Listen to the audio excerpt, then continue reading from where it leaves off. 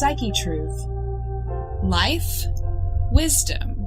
This is Athena Jezik, and this is part 2. We've just finished the back, and now we're going to be working on the legs and feet. So a good way to start out is you're not really pulling on the legs, you're getting yourself into the fascia of the legs and just stretching up the fronts of them. Now this is a technique where you put a little bit of an arc in there, and this is a technique that'll be better explained in an advanced video. But that way you can feel if there's any restrictions going on, and actually once you start getting good at feeling what this fascia feels like, you can find other restrictions that might be higher up into the hip and low back area. And you might notice that there's a little slight movement that's going on, and that's a bit of an unwinding that's happening in that fascial stocking. At least that's the way I interpret it, because I've worked with my hands for so long and picked up this for so long that's how I interpret what's going on and what I'm feeling. It does seem to change things too for people. So I'll start with this side. You want to make sure their hand is, put the hand underneath here. We're going to need to slide up a little bit here, but we want to be very careful. You want to be very mindful of the comfort of your client. And then we'll be applying the oil.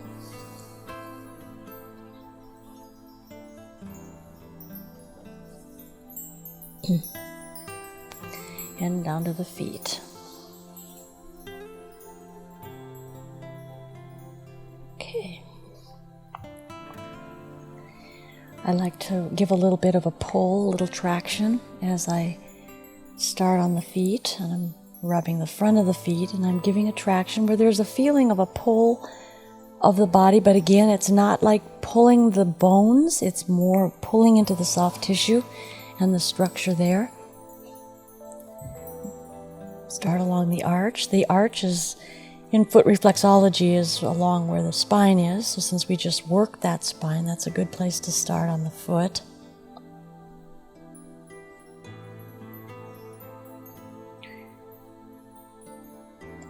And get into the pads of the feet.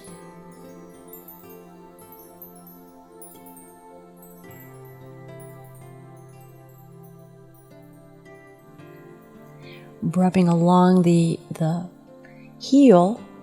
There's an articulation that can go on with the heel. You can kind of move the joint around a little bit. It's sort of a joint. It does move. It's probably not considered a classic joint, but it does have some movement in it. And then the toes, each individual little toe. Not only just work the toe, but you can also do a little range of motion. And this can happen face up. It actually is a little bit easier to do some of this when they're on their back.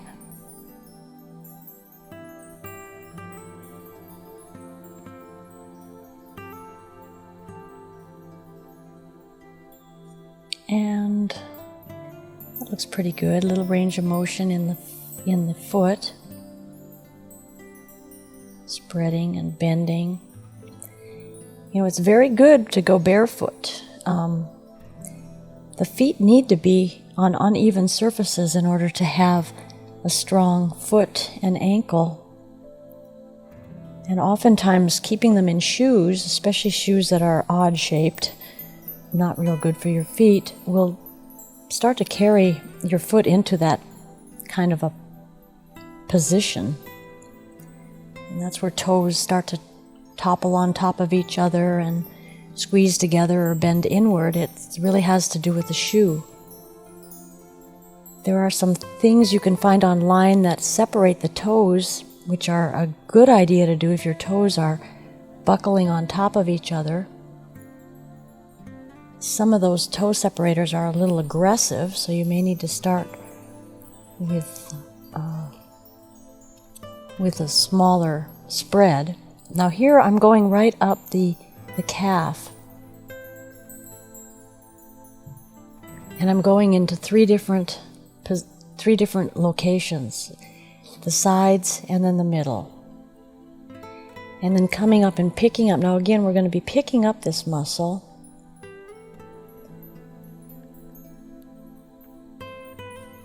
And kneading it around. And my thumbs, you'll see on the other side, are going underneath on the lateral side of the leg, as well as the medial side, picking it up and wringing it. So it's kind of this is like what it looks like. But as you get better at it and more familiar with how it works, you will find your speed will pick up a little bit. You still don't want to go super fast, but you'll find that you know how to grip the muscle, you'll know how to work that muscle, and it won't have to be done quite so slowly. Now getting up into the knee, be very careful of the back of the knee. It's best to go around the knee on one side and the other, and more broad hand over the back of the knee. Don't go in with your thumbs. There's too many delicate things back there. And then the same thing, we're going to come up the center on the adducting muscles and then cross across the hamstrings along the erector spinae, the iliotibial tract, which is the side of the leg, the lateral side of the leg. I move my thumbs up and down. That's a very tight band, especially with runners. It's a support band. It's more tendinous in its nature than soft muscle. And then just doing a little bit of work up the center of the hamstring. Okay. And then bringing it back down, covering this up, and bringing yourself back down, giving a little traction pull as you're doing this. And then, now when you come down here and you're doing a little traction, you're not pulling like the work downward. You're pulling again into that fascial structure. It's a lighter touch. You want to start to differentiate the different layers that you have, particularly the subtle layers. I find that that's where massage will be a little bit different in the way it's applied when those different layers are understood, and you can work within those different layers or separate them out and work with one layer and then another layer. And then the second leg, we'll do the same thing here with the hand under, so we can tuck this up just a little. Tuck it in there. Okay, so we've just applied the oil, and we're going to do the same thing on this leg.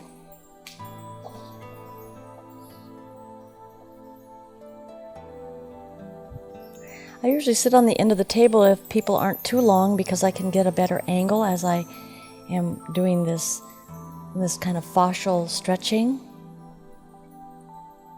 So I usually sit down if people aren't too tall, because I get a better angle, being able to make this pull, this kind of a stretch on the fascial structure. And then we'll start up in with the arch of the foot and just begin to work in there.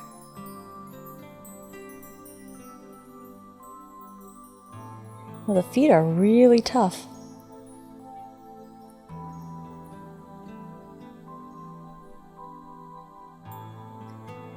And the heel, going around the heel. Again, you want to be real thorough. It's covering every point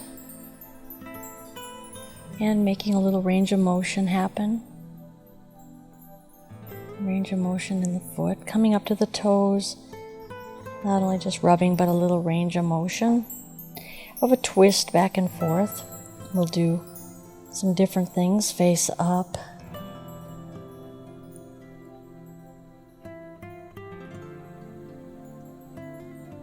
Okay, and then coming into the ankle.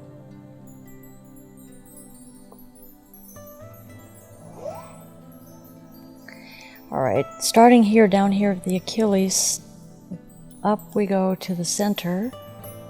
And there was a little jump there. I might have been a little too deep for that.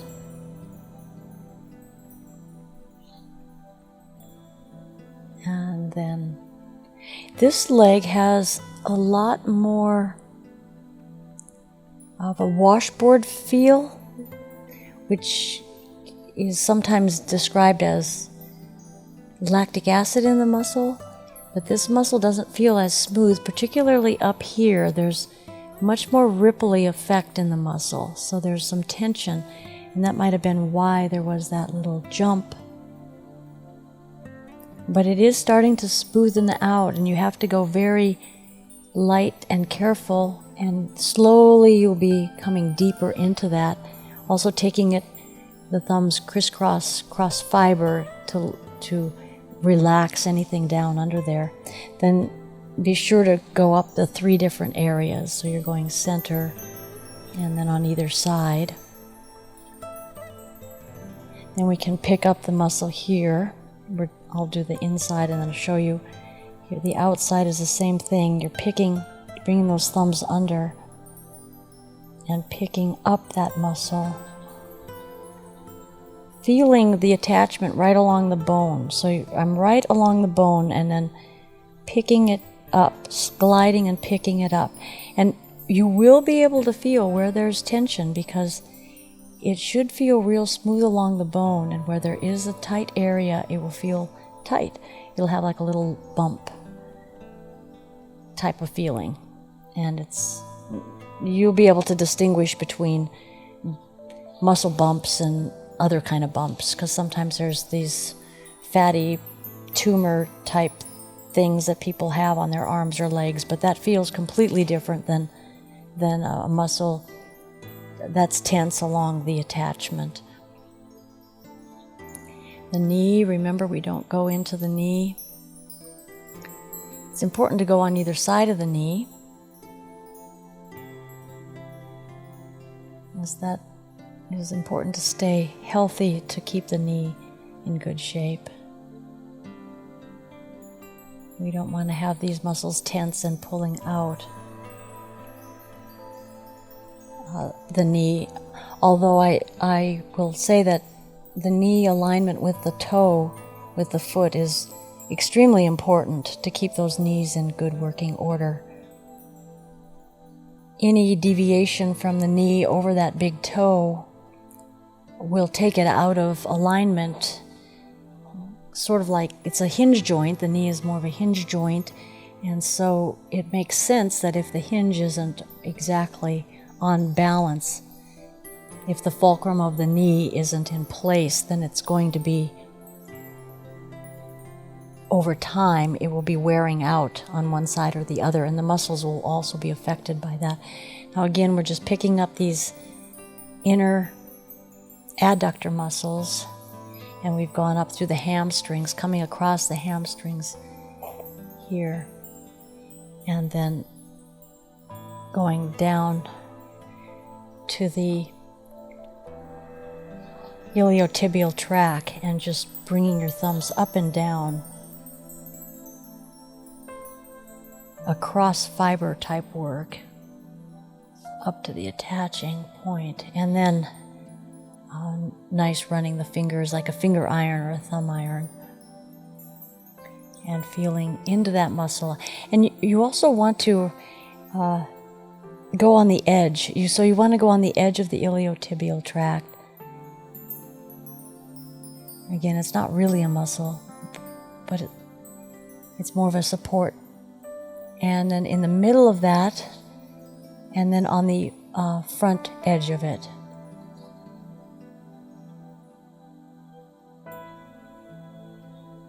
Okay. And then we can bring this back down. And to the feet. Now there's some things you can also do on when the body is on its stomach, And that is a little range of motion by just picking the knee and taking it back. But you want to do this carefully, because what I have found is there's not a lot of people that are real limber. A lot of people are extremely stiff, so some of this gets a little bit painful at times, or it can. And then put your hand underneath the knee, and you can just lift the hip up and back, supporting the ankle, but just taking it straight up and down. And then if you want, you can take it to the side a little bit and over and just move it around a little. But pay close attention to exactly what's happening, how much resistance you're getting, because if you're getting resistance, you're not going to want to push yourself into that. Now here we're bending the knee, but we want that toe lined up. So we're not going to have the foot bending like that. We're going to have it straight and lift slightly. Now when I do this, I also pull the toes, but not the bones, and make a stretch happen like so.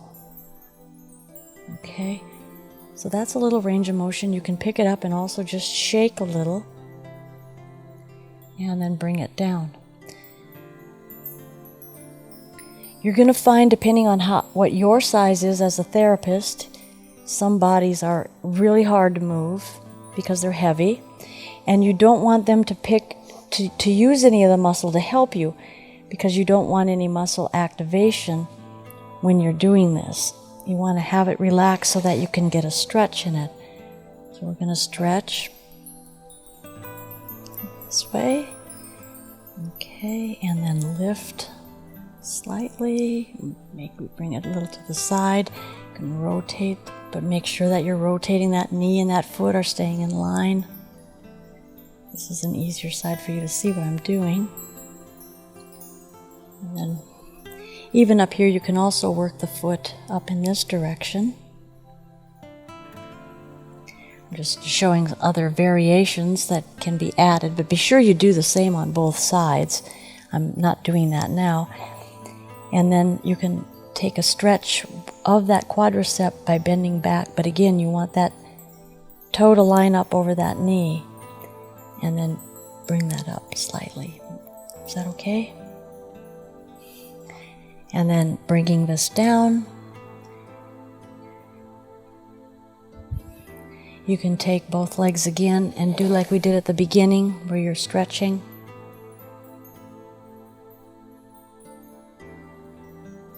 Pulling those toes.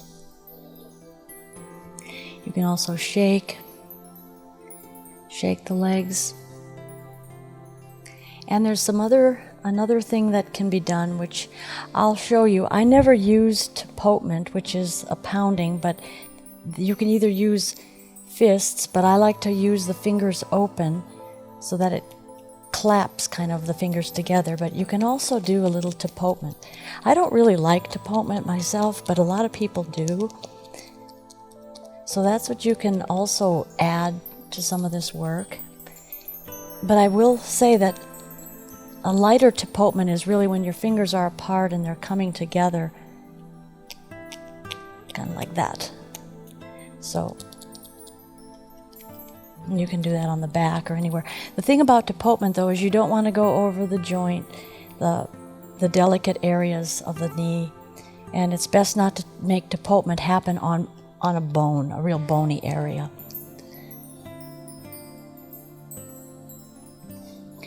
Okay, so that's about all there is to do with that, with the legs. So we'll move on to part 3. Thank you for watching. This is Athena Jezik. Stay tuned for part 3. We're going to work to the front of the legs. And please visit my website at www.acranio.com. Thank you.